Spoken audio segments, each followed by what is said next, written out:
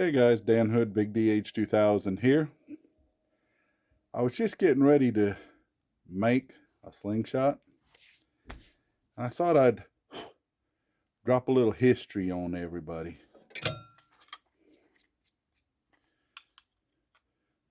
Some of you will recognize this as the Colt. Some of you will recognize this as the Mule.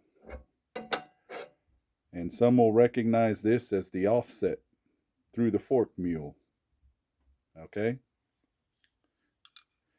I remember watching Toddy make all of these back in the day.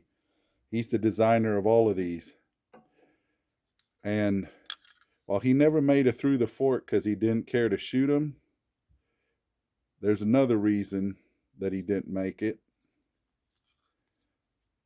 Look at these two designs closely.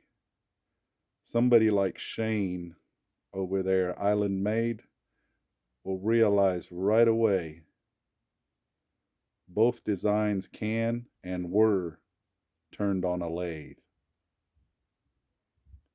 That's how Toddy made most of his slingshots, as I seem to recall seeing in all his movies that he made. And by turning it on a lathe, you get a curve on the edges to where it was already comfortable to hold, so you didn't need to do too much after you did and sanded on the lathe. Just something to consider. Now, I think Toddy never made one of these because of the offset handle. It's very hard to turn on a lathe. And by the time he developed this design, he did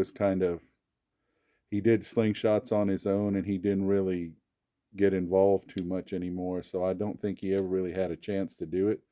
But somebody who knows how to run an offset turn would be able to make this. Now, Phil Muzz developed the Colt PFS, and he was very careful to maintain the same condition. This one can also be turned on a lathe. And for those of you who don't see how this can be possible,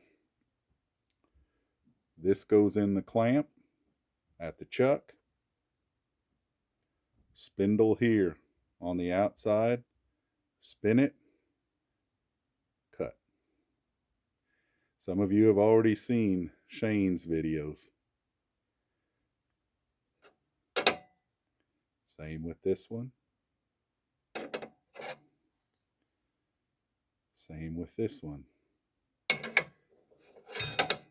With this one, you clamp it and you turn